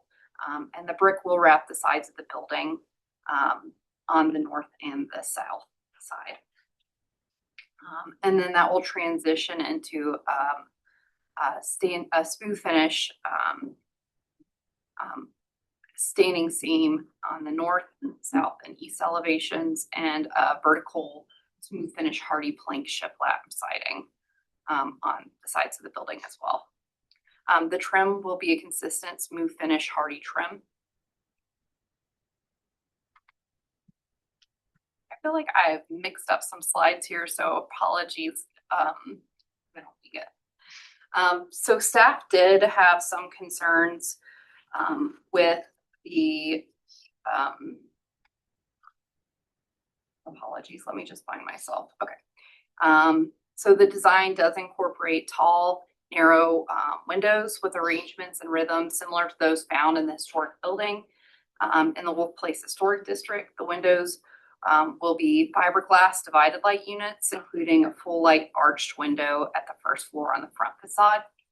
The divided light windows will feature simulated divided lights with a spacer bar, while the arched windows will include a plate steel surround. All windows will be inset into the wall a minimum of 2 inches. The primary entrance is located beneath the front porch and oriented towards the street, and the proposed door will be a full light fiberglass Therma-Tru door. And then the building also includes a 1/4 width shed roof porch with a footprint of 6 feet by 6 feet. The porch form, placement, scale are consistent with the surrounding historic properties, and the porch roof will be clad in standing seam metal roof. The porch posts will be steel, and the porch floor will be a broom finish or smooth finish concrete. Next, or wait, we're on guidelines now. Okay, so pictured. So the proposed primary structure is consistent with the district in terms of site plan, footprint, and setbacks and overall form. The building aligns with established development patterns on the block, including entrance orientation, rhythms, and roof form, and reflects traditional forms found within the district while remaining clearly identifiable as new construction through contemporary detailing and material application. And we're citing guidelines 4.2.1, 4.2.2, 4.2.3, 4.2.4, 4.2.5, 4.2.6, 4.3.7, and 4.3.8. Next slide. So the exterior materials, doors, and architectural features are compatible with contributing primary structure. We're citing guidelines 4.2.7 and 4.2.8. The proposed window and door proportions and rhythms generally fit the historic context, citing 4.2.8.A and D. However, staff do express concerns regarding the proposed divided light pattern on many of the windows, as well as the absence of the divided light pattern on the arched window on the front. Landmark staff found that the proposed divided light pattern is not fully consistent with the character of the window designs in the surrounding historic context, and that the arched front window, while supported by the historic context, does not relate to the other windows on the proposed building. So as a result, staff do recommend simplifying the window design by removing the divided light pattern to better align with the historic context and to create greater cohesion amongst all the windows on the structure. And we're citing guideline 4.2.8.B and 4.2.8.H on that. We also do at the same time acknowledge that the contrasting window treatments may be appropriate to express a contemporary design, provided that the overall building form remain compatible with the surrounding historic context, which we felt that this overall form does. Next slide. So proposed fences and walls incorporate simple traditional materials that are compatible with the historic district context and meet guidelines 5.3.3, 5.3.4, and 5.3.6. Next slide. So we are recommending approval of the application, citing guidelines 4.2.1, 4.2.8, 4.3.7, 4.3.8, 5.3.3, and 5.3.4 and 5.3.6.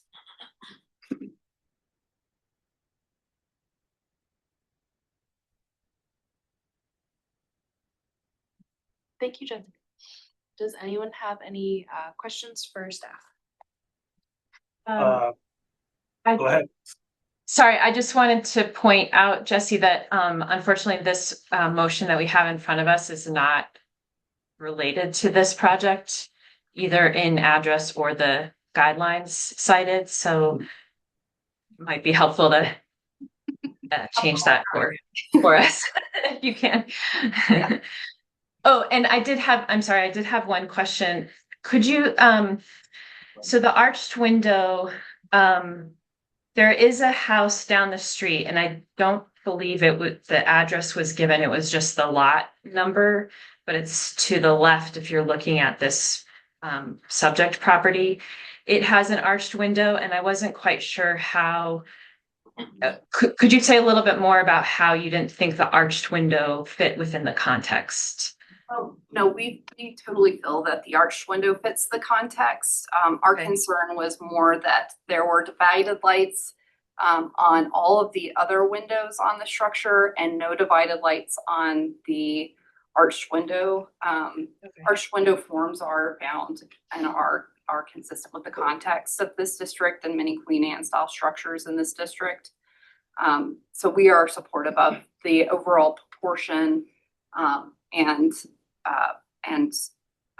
use of an arched window form on this structure.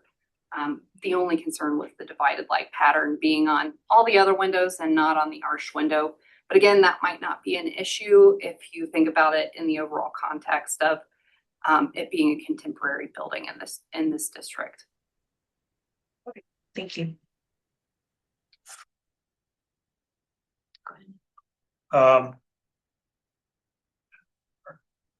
I'm looking at drawing A19, and you probably understand this, but I don't. It says the Summit Brick Company, Alaskan. And then in parentheses, it says painted white. So is it painted brick? Because I went to Summit Brick Company's website. They do have a Alaskan brick, and it's not paint. It shows somewhat white, off-white with, contrasting grout. And then the rendering shows it to be more of a natural variegated brick.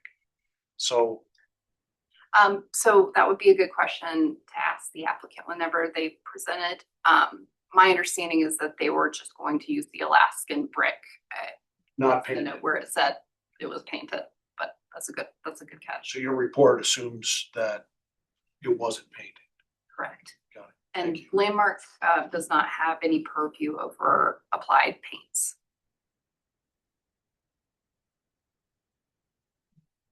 But I guess my question is moved. But thorough. Regarding the round window, on the same material sheet, I do see that there's a plate steel, it looks like a window surround being proposed. So in terms of the inset depth of the window, did Landmark have any concerns about that having a surround along with the window, the standard like 2-inch inset depth of the window? No, and I did bring the steel surround up with staff during our staff meeting. And I think the larger discussion centered around divided lights versus no divided lights. It wasn't necessarily a concern that there was this modern kind of surround around the window. We felt that it helped it be more identifiable. And I believe there are some section drawings of the front of the house through that window potentially.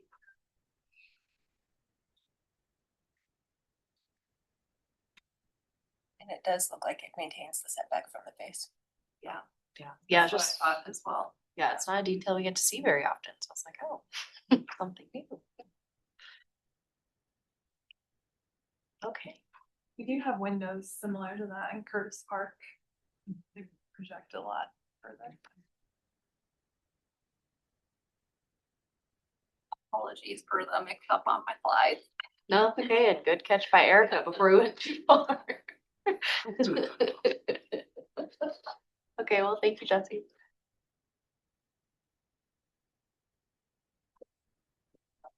So we're ready for that. Okay. And we'll get your timer up there and then you guys can start once we have. Okay, so if you could start with your name and your addresses. Sure. My name is David Burton. My address is 2899 North Spear Boulevard. I'm with Real Architecture. I'm the architect director on the project. My name is Adam Burton, address 2899 North Spear Boulevard, architectural designer on the project with Real Architecture. Just want to start by thanking Jesse and the staff for the continued support and feedback throughout this process. A couple clarifying things with what Jesse presented. I did want to remark that it is not planned to be a duplex. The rear alley house, the secondary structure, is to be converted into a garage. We presented that through the remediation plan, and the proposed primary structure is to be a single family home. In regards to the standing seam metal, we have it noted in a few places on the gable ends. I did want to note that we expect a striated standing seam panel to give a more thin profile of material, matching the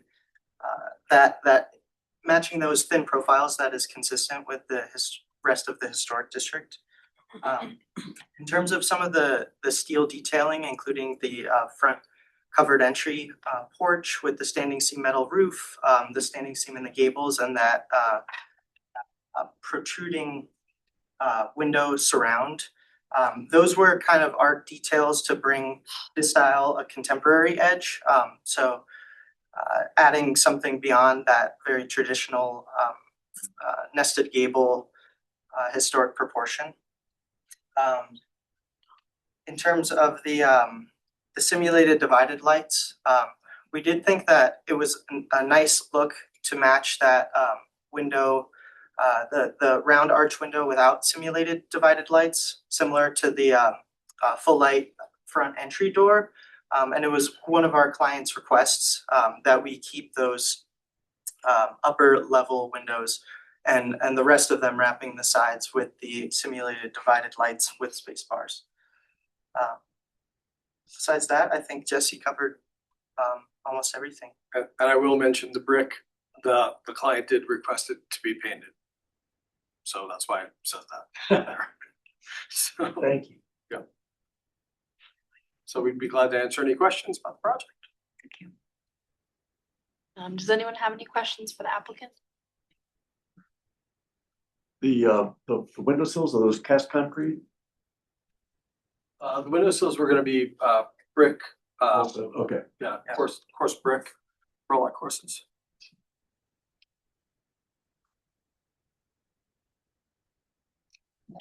We did introduce a little bit of curve element. I don't know if you guys noticed on the front facade, the two edges are curved, kind of nodding to some of the homes in the district. And the client had a very strong preference for the divided light. She did. I've worked with this client for over 20 years, and she's very particular about her windows too. Yeah, it gives to me much more suburban feel than the vibe, than the energy you're going for. She has made me put one divided light window on a couple houses, just one, and so this is the opposite of that for some reason. If it's a deciding factor, though, we are open to approving conditionally without divided lights, but would like to move forward with the proposed.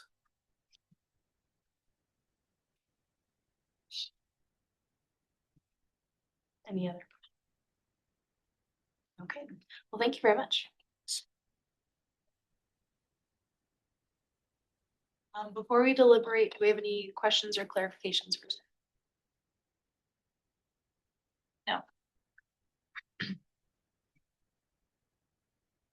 No. Well, going off of Emily's comment about the divided light, I agree that there are definitely elements of this project that I think contribute to it reading as a contemporary structure and it being a new infill project. There are elements that make sense to me of their kind of areas where they can have there's room for design interpretation, and I think it just strengthens it as a contemporary structure. And then there are other areas where they've done a really good job of incorporating wonderful architectural characteristics of the neighborhood that are very much in line with the guidelines. So I think it's a really well balanced application of both elements. Do you appreciate the detailing of the brick? Yeah. Does anyone else share, I mean, this is a total nitpicking, but does anyone else share concerns about the massing of the front column just compared to the front porch column is just so slender compared to the massing of the brick? This again, I know it's maybe just curious. No, okay.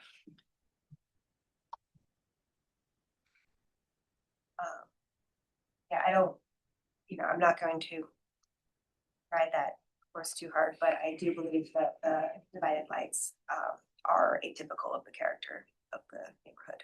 So I'll just emphasize that. If anyone shares my concerns, I would like to discuss it. I do not have the same concerns. Anyone else? Emily, did you see the dimensions of that front column? It looked like a 6x6. I see the note 18, 6x6. 6. I think it's a 6-inch steel post. Oh, it's steel. Yeah.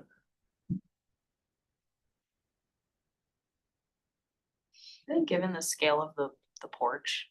Yeah, I definitely don't think it needs to be done structurally by any means. It's more just that, the heaviness of the structure versus, it's, but that's, I'm not being prescriptive. Okay,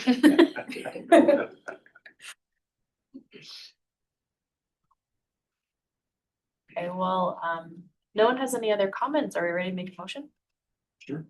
All right, I move to approve application number 2026-COA-159 for new construction phase 2 design details at 3034 North Mead Street as per design guidelines 4.2, 1.4, 4.2, 1.4, 2.8, 4.37, 4.38, 5.33, 5.34, 5.36. Presented testimony, submitted documentation, and information provided in the staff report. thank you, Rusty. Do we have a second? Second. Nick. All those in favor? Aye. Aye. All those opposed? Any abstained? The motion passes. Congratulations. Thank you.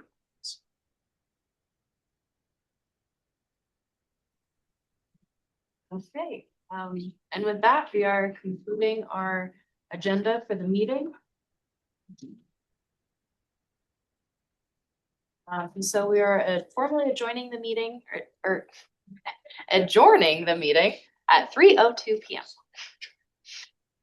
Thanks. Thank you, everyone. Thanks, Eric.